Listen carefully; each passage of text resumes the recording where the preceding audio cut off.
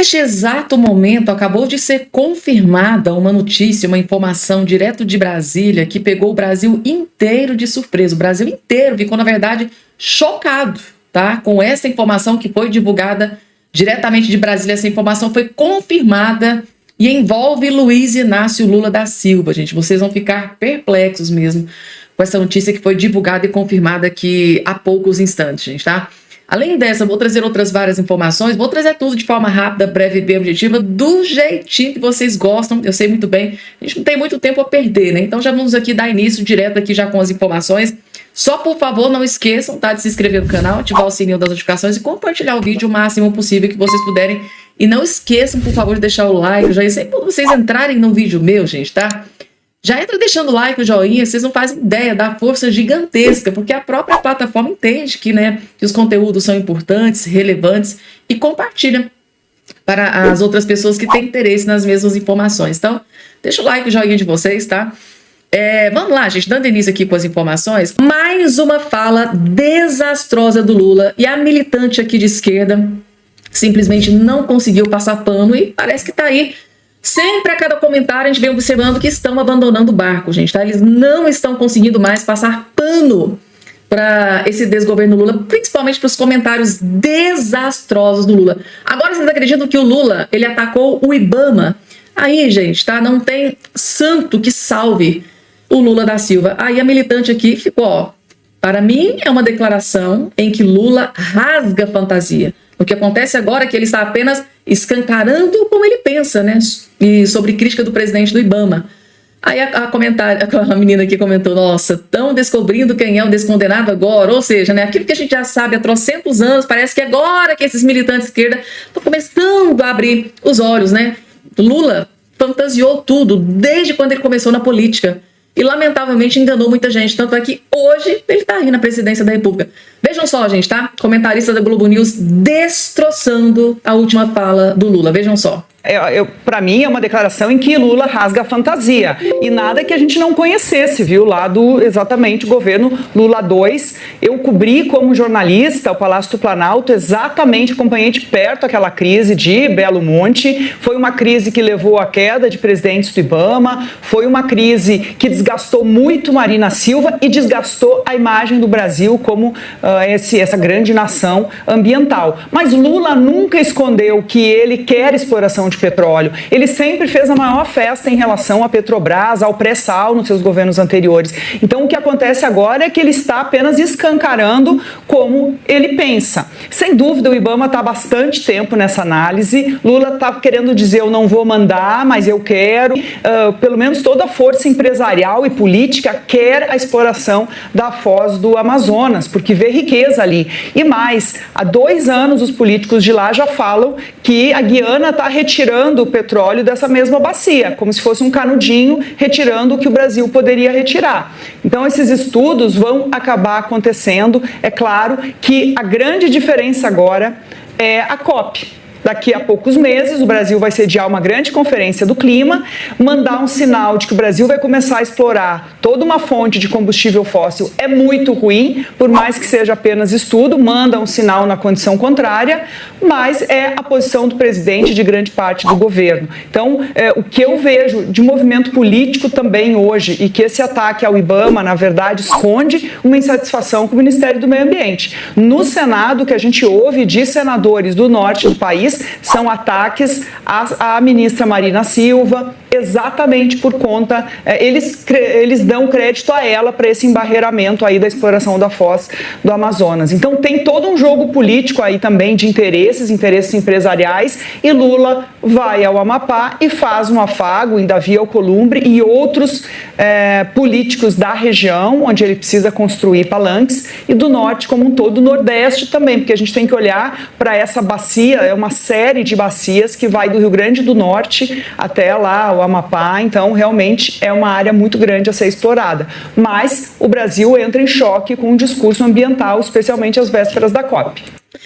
Entra em choque, né, com mais uma fala desastrosa, uma fala completamente política, né? O Lula, ele só pensa naquilo, né? Ou é em dinheiro ou é em poder, né? É impressionante como o Lula só pensa em dinheiro e em poder, gente. Essa fala desastrosa, né, do Lula, né?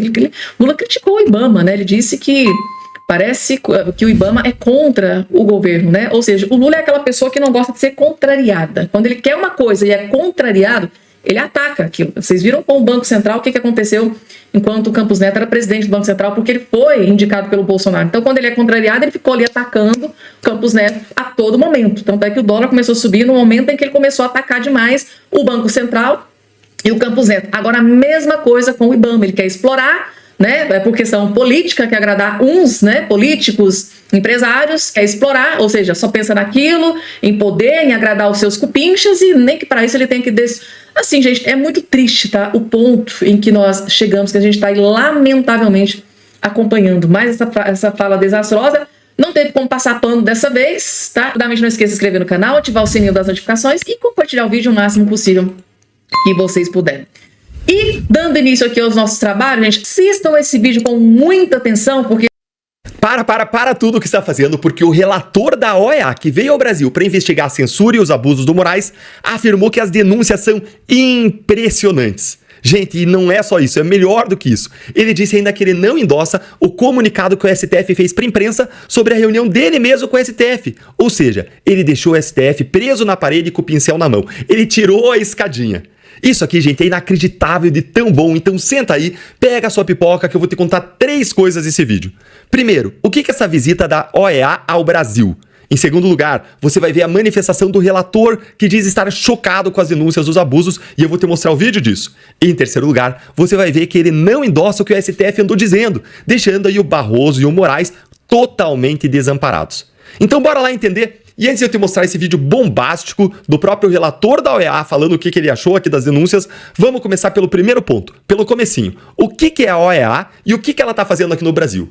Gente, a OEA, a Organização dos Estados Americanos, é um organismo internacional que reúne os países do continente americano com o objetivo de promover democracia, direitos humanos, segurança, desenvolvimento na região. E existem 2 órgãos que fazem parte do sistema interamericano de proteção aos direitos humanos no âmbito da OEA. Esses 2 órgãos são, o primeiro, a Corte Interamericana de Direitos Humanos. Ela julga como um tribunal as violações que os estados cometem contra direitos humanos, como a liberdade de expressão. Mas antes de um caso ir para a corte, ele precisa passar pelo segundo órgão desse sistema interamericano de proteção dos direitos humanos, e esse segundo órgão é a Comissão Interamericana de Direitos Humanos, que é uma espécie de braço executivo do tribunal, da corte, e faz a investigação. Dentro dessa comissão, uma das relatorias dela é a Relatoria de Liberdade de Expressão e o relator, ou chefe desse departamento, é o Pedro Vaca Villarreal, que é justamente quem foi enviado ao Brasil depois de tantas denúncias de violações, censuras e abusos de Moraes. Desde um ano atrás, eu já dizia da importância de nós acionarmos esse sistema interamericano. E por que isso? Porque no Brasil não tem para quem recorrer contra os abusos do STF. Houve, desde um ano atrás, muitas denúncias, reuniões, relatos para a comissão, inclusive nossos e de vários deputados e senadores, e após a vitória do Trump, a comissão enviou Pedro Vaca ao Brasil. A gente já tinha dito que a vitória do Trump era muito importante, porque o Trump poderia pressionar a Corte Interamericana a priorizar o caso do Brasil, já que grande parte do financiamento da Corte vem justamente dos Estados Unidos. E então, logo antes do relator da OEA vir ao Brasil depois da vitória do Trump, o que nós vimos? O Moraes arregando geral, liberando geral as redes sociais dos censurados como nunca tínhamos visto antes no Brasil. E qual que é o poder do Pedro Vaca, o relator? A Relatoria de Liberdade de Expressão, ela tem a função de monitorar a liberdade de expressão, investigando e denunciando a censura e a perseguição contra jornalistas, cidadãos e imprensa dentro dos países que fazem parte da OEA, da Organização dos Estados Americanos. Os relatórios gerados nessa Relatoria de Liberdade de Expressão podem criticar duramente e envergonhar os países no cenário internacional e podem acabar gerando um caso na Corte, no Tribunal Interamericano. E a Corte pode impor as suas decisões ao Brasil, já que o Brasil faz parte do sistema, já que o Brasil assinou o Pacto de São José da Costa Rica. E mais, as decisões da Corte podem anular as decisões do STF e mandar o Brasil indenizar as vítimas dos abusos, como as pessoas que são vítimas, antes eram manifestantes, agora são vítimas do 8 de janeiro, porque estão sendo vítimas dos abusos do STF. Gente, é pouca coisa, não é? E uma coisa é fato, se a OEA resolveu parar para prestar atenção ao Brasil, é porque a coisa tá feia mesmo por aqui, viu? E o fato de o Pedro Vaca já ter se manifestado agora, ontem, sobre a situação do Brasil nesta terça-feira, mostra que existe uma preocupação real em relação ao que ele está ouvindo e vendo aqui no Brasil. Bom, agora que você já entendeu o que é essa corte e o poder que esse relator que está aqui no Brasil tem, senta que eu vou entrar no ponto 2 desse vídeo, que é mostrar para você o que ele disse ontem. E não só senta na cadeira, mas senta o seu dedo no like se você está gostando da reação da OEA contra os abusos do Moraes. Dá uma olhadinha aqui comigo. Olha aí, ó. Pedro Vaca, essa direita aqui, ó. For Brazilian media, please. How do you assess the visit to Brazil so far? Como você avalia a visita ao Brasil até agora? Estamos ouvindo muitas histórias e relatórios. Uma agenda pesada, então estamos trabalhando nisso. Anything you heard so far is concerning about freedom of speech in Brazil? Agora sobre a liberdade de expressão no Brasil é preocupante? O tom dos relatórios é realmente impressionante. Olha aí, impressionante. Really impressive. We have to Really impressive, really impressive. É realmente impressionante. E aí ele segue dizendo que nós temos que analisá-los com calma. analyze this with calm. And about the meeting of the Supreme Court, E sobre a reunião com o Supremo Tribunal Federal, o repórter pergunta, foi satisfatória a was respeito da satisfying liberdade about de the freedom of expressão? speech? They present. I think they publish a press release Eu acho que eles publicaram um comunicado para a imprensa brasileira. on that. That's their voice. Essa é a voz deles, olha só. Essa é a voz deles, dizendo, olha, não tem nada a ver com o que eles falaram, essa é a voz deles. We will have ours later. Teremos o nosso depois.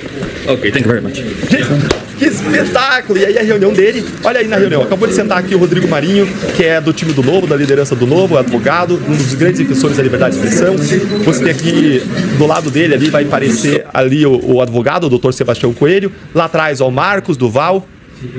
Na parede aqui você vai ver pessoas aqui com anistia já na camiseta, ou seja, pessoas aqui vítimas dos abusos aí, sendo ouvidos pelo Pedro Vaca. Gente, é pouco ou que é mais? Então o relator especial para a liberdade de expressão da OEA, o Pedro Vaca, ele confirmou que o que ele viu no Brasil é simplesmente impressionante. Ou para usar as palavras dele, é really impressive. Não é usual esse tipo de comentário, mas ele não se conteve. O que você acha que deixou a OEA de olhos arregalados, o Pedro Vaca assustado? Conta aí pra mim nos comentários. Pode desabafar, porque tem bastante coisa que deve ter deixado ele de cabelo em pé. Eu quero saber a sua opinião. Olha, gente, o relator, ele não entrou em detalhes, mas a escolha das palavras diz muito, você não acha? A declaração foi dada depois de reuniões com os parlamentares que denunciaram todos os abusos do STF contra cidadãos brasileiros. Até a família do Clezão, preso político que faleceu na prisão, foi apresentada ao relator. E preste atenção em como ele deixou o STF com o pincel na mão, preso pelo pincel na parede sem a escadinha. O relator esteve com o presidente do STF, o Barroso, com Alexandre de Moraes, na segunda-feira, mas ele não endossou o comunicado oficial que foi divulgado pelo próprio STF sobre a reunião dele com o STF. Ele deixou claro que essa era apenas a voz deles do STF e que a OEA ainda vai divulgar o seu próprio comunicado. Em outras palavras, gente, o que ele parece estar dizendo aí nas entrelinhas é que a versão oficial não convenceu. E ainda bem, porque realmente não convence. Eu vou fazer um vídeo ainda hoje mostrando por A mais B como não convence. Então aciona o sininho das notificações que aparece aí embaixo no seu vídeo para você não perder os novos vídeos que eu vou lançar aqui. O que você acha que a OEA vai revelar aí no seu comunicado? Como é que você acha que vai ser o comunicado do Pedro Vaca para a imprensa? Tem gente da direita que está um pouco descrente, achando que tudo é um jogo de cena, inclusive as liberações das redes sociais nos últimos dias por Moraes, como uma forma aí de compor ou fazer um acordão para livrar Moraes. O que é possível, mas existem vários sinais na direção contrária, especialmente por conta dos ventos vindo dos Estados Unidos e de Elon Musk, que sofreu na pele os abusos do Moraes. Eu acho muito difícil que a comissão aí vá peitar o Trump e o Musk. Essa entrevista do relator da OEA te deu esperanças? Animou você um pouquinho hoje, nessa manhã? Então curte o vídeo e é importante dizer que eu sei que tem muita gente da direita que está bastante desconfiada dessa visita aí do Pedro Vaca por conta de posicionamentos anteriores. E tem um certo nível de ceticismo, é saudável sim, para a gente poder gerir bem as nossas expectativas e não se frustrar lá na frente quando vier o relatório. Mas eu quero te dizer o seguinte, uma fonte próxima e segura me contou que o governo Trump, quando tomou posse, foi muito claro com a OEA.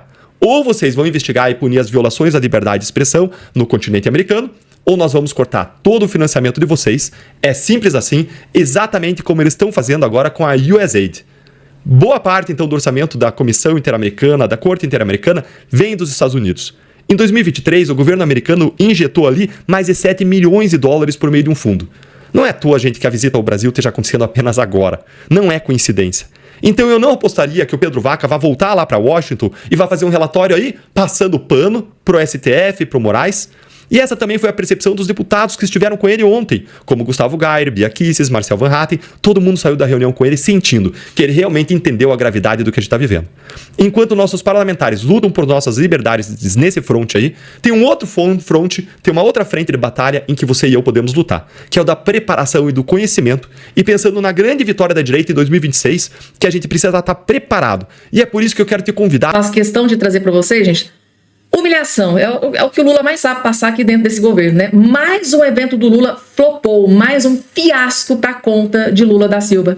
Convidados faltam e evento de Lula para a indústria fica esvaziado. Gente, que situação humilhante passou o Lula nesse dia de hoje. A cerimônia de 1 ano da Nova Indústria Brasil no Palácio do Planalto, com a presença do presidente Lula, teve sua mesa principal esvaziada nesta quarta-feira, tá? Das mais de 50 cadeiras disponíveis no salão oeste do palácio, ao menos 16 estavam vazias quando Lula chegou ao local. Os lugares vazios, cerca de 1/3 do total, estavam preparados com cadeiras e plaquinhas com nomes, né, de quem deveria estar sentado ali. Das cadeiras desocupadas haviam nomes, como da Associação Brasileira de Cimento, Portland, no Sindicato Nacional de Indústria e Materiais de Defesa. É uma empresa de serviço de navegação aérea, marcada para as 11, a cerimônia foi começar às 11h38, tipo assim, vamos esperar o povo chegar, gente, porque é muita vergonha, lugar vazio, isso pro Lula é humilhante, vamos esperar, isso, com certeza foi ideia de Sidônio ficar esperando, mas não adiantou. Passado quase 40 minutos, né, após o que foi anunciado que seria o início do evento, não teve jeito, quase meio-dia, e o presidente chegou ao evento, naquele momento, várias das cadeiras vazias criaram buracos na mesa principal das cerimônias. Tá aqui, gente, tá? Que humilhante, mais um evento flopado de Luiz Inácio Lula da Silva. Gente, é muito triste, tá? Essa última gestão do Lula como presidente da República, as humilhações que ele vem passando. Agora, vocês estão achando que eu tô com dó? Não tô não, gente, tá? Lula merece isso e muito mais, tá? Fiasco atrás de fiasco, tá? Lula simplesmente sendo abandonado em seu próprio evento. É um dos momentos muito humilhantes, né, pro Lula da Silva. E agora, gente, tá? Continuando aqui com as informações, daqui a pouco, gente, o encontro do Lula fora da agenda. Vou trazer essa informação logo em seguida, porque primeiro, deixa eu trazer aqui essa informação aqui na tela para vocês, que é muito interessante. Eu não tô vendo muito essa notícia aparecer nas mídias de esquerda. Aí a gente fica perguntando, nossa, por quê, né? Teve militares presos, né, aqui dentro do governo Lula, e a gente não vê jornalistas militantes de esquerda dando essa notícia. Por que será? Por que eu estou chamando a atenção de vocês para essa questão? Primeiro vamos entender. Militares são presos por transportar drogas em avião da Força Aérea Brasileira, aqui dentro do governo Lula, gente, tá? Agora, Fabiano, o que tem? Por que a esquerda, jornalistas de esquerda, não estão falando sobre essas prisões desses militares? Vocês vão entender, daqui a pouco eu vou explicar para vocês, mas primeiro vamos entender aqui, ó. A Polícia Civil do Amazonas prendeu 5 pessoas, incluindo 3 militares da Força Aérea Brasileira, por transportar drogas em aviões da FAB na região. A Operação Queda do Céu foi deflagrada pela Delegacia Especial de São Gabriel da Cachoeira, cidade que fica a mais de 850 quilômetros da capital, Manaus, e que fez fronteira com a Colômbia e a Venezuela. Os entorpecentes eram transportados no município para Manaus, com a ajuda dos militares responsáveis por facilitar o envio dos entorpecentes nos voos da Força Aérea, além de também levar os entorpecentes para Manaus, informou a delegada responsável pela unidade, que falou à imprensa na última quinta-feira. Sabe por que eu deixei de trazer essa informação aqui para vocês? Você que está do outro lado me assistindo deve se lembrar muito, muito bem que na época da gestão do Bolsonaro, teve ali um sargento, tá, da comitiva do Bolsonaro que viajou, né, com drogas, né? Portando drogas, e na Espanha ele foi interceptado, né, foi preso, e na época que isso aconteceu dentro do governo Bolsonaro, o que é que o Lula fez? Criticou, massacrou o Bolsonaro, né, pelo sargento ter sido preso transportando drogas entorpecentes dentro do avião, né, da comitiva do Bolsonaro. Aí, gente, naquela época, a mídia de esquerda, os jornalistas de esquerda tripudiaram em torno dessa questão envolvendo o Bolsonaro. Teve gente, tá, do alto escalão do governo Lula que chamou até o Bolsonaro de criminoso, né, e tal, disse as piores coisas horrendas sobre Bolsonaro, e Bolsonaro não tinha nada a ver, nem sabia que esse sargento estava transportando esses entorpecentes dentro, né, ali na comitiva, no avião, e assim, foi preso lá na Espanha, e o Bolsonaro mesmo falou, gente, ó, se cometeu crime tem que pagar, ponto final. O Bolsonaro nunca, né, incitou qualquer tipo de crime. Aí, gente, o que eu fiquei mais impressionada é que militares são presos transportando drogas aqui dentro do governo Lula. E assim, eu não vejo isso no Jornal Nacional, ganhando 5 minutos no Jornal Nacional, eu não vejo isso aqui ganhando 20 minutos no Fantástico da Vida. Eu não vi nenhum militante lá da Globo News falando sobre essa questão. É isso, gente, é a hipocrisia dessa mídia podre de esquerda que eu fico furiosa. Porque na época do Bolsonaro, tá até aqui, ó, a manchete que na época foi divulgada pela própria revista Veja, ó. Os ministérios do ex-sargento da comitiva de Bolsonaro preso com um entorpecente, né? O ex-militar detido com 37 quilos na Espanha. Isso aqui aconteceu no governo Bolsonaro, 37 quilos. Você acha que aqui no governo Lula foi só isso? Que é isso, gente, tá? Mas quando é no governo Bolsonaro, a mídia se comporta de uma forma. Tripudia, maceta o Bolsonaro. Agora, quando é no governo Lula,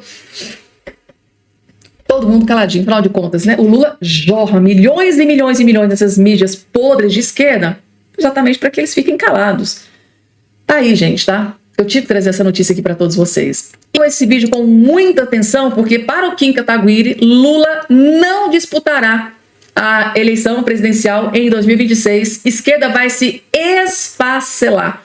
Analisem esse vídeo do Kim Kataguiri e coloca aqui embaixo nos comentários se você também tem a mesma opinião. Vejam só. Os próprios petistas veem com desespero a possibilidade do Lula não disputar a reeleição por duas razões. Ou por ele não ter condição de saúde, pela idade, ou por ele ter a avaliação de que vai perder e não querer fechar a sua biografia com uma derrota, né? Então, assim, o PT está vivendo, e isso é uma oportunidade histórica para a direita, um momento de racha histórico, né? Agora eles estão tendo uma disputa interna para saber quem vai ser o novo presidente, né, do PT. Achavam que ia ter um consenso sobre o nome do Edinho, que foi ministro da Dilma, e não está tendo consenso, eles estão se matando entre si. Eu tenho uma tese que eu venho falando há algum tempo de achar que tanto por saúde como pela avaliação de que não vence a reeleição, o Lula não é candidato. Isso vai esfacelar o PT, porque tem a divisão entre o nome do Haddad e o nome do Camilo. Acho que em qualquer das hipóteses, definindo o Haddad ou definindo o Camilo, o PT vai se esfacelar. Vai sair gente do partido insatisfeita, querendo lançar outro candidato. Sem o Lula candidato, não só o PT se esfacela, os outros partidos de esquerda não têm nenhum compromisso de continuar na coligação com o PT, né? PDT não tem nenhum incentivo para não lançar candidato próprio, PSB não tem nenhum incentivo para não lançar candidato próprio, mesmo porque tem cláusula de barreira e todo mundo precisa bater o número de deputados e ter um candidato à presidência da República é importante. Sem o Lula, que é o único que tem o poder suficiente de obrigar toda a esquerda a ir junto com ele, é uma oportunidade que a gente tem nessa desorganização da esquerda de ter um crescimento da direita. Os próprios petistas... Pelo que eu entendi aqui dessa fala do Kim Kataguiri, gente, tá? Sem o Lula, que pelos motivos que ele... Isso eu bato nessa tecla sempre aqui no canal, né? Tem toda uma questão contra o Lula, né? A questão da idade, a questão da saúde, né? A saúde do Lula tá degringolando aí, principalmente nos últimos meses. E é uma dúvida constante, né? Se ele vai ter saúde para enfrentar, se ele vai ter vigor, saúde para enfrentar uma campanha eleitoral em 2026, né? Porque a saúde vai estar bastante, né, avantajada, e a questão idade, saúde pesa muito, né, nessas horas. E a questão da popularidade, será que o Lula vai arriscar perder, sair pelas portas do fundo da política brasileira? É outra questão. E essa questão não tem sucesso. Se o Lula, né, por algum motivo, não puder participar da eleição da campanha em 2026, quem é que vai restar? De um lado, o Camilo Santana, tem uma boa ala da esquerda do PT que quer o Camilo Santana, que é o ministro aí da Educação, e do outro lado tem o ministro Haddad, que é o ministro da Fazenda, ministro da Economia, que no meu ponto de vista, né, tá complicada a situação. Camilo Santana tá assolado aí nesse escândalo do pé de meia, né, esse pagamento do pé de meia, inclusive tá aí, né, as imagens até de dar um impeachment pro Lula da Silva com essa pedalada fiscal. Por outro lado, Haddad, o ministro mais incompetente do Lula, que tá aí jogando a economia do Brasil na miséria. Então o Lula está completamente desesperado. O que é que vai acontecer do PT? Ou seja, sem o Lula e com o Camilo Santana e com o Haddad, resumindo para vocês, gente, tá? Vai acontecer assim um racha dentro do PT, cada um vai para um canto, não tem sucessor e o PT simplesmente vai ser alijado, né? Expulso da política brasileira, como já aconteceu no último pleito eleitoral municipal, que o Lula levou uma coça, né? Uma surra nesse último pleito eleitoral. Então assim, gente, faz sentido o que foi dito aqui pelo Kim Kataguiri, tá? Pode ser que ele tenha muita razão. Vocês concordam com a fala do Kim Kataguiri? Dificilmente o Lula vai se candidatar em 2026 e se candidatar, pode sair humilhado da política, né? Será que ele vai arriscar? Coloca aqui embaixo a opinião de vocês, tá?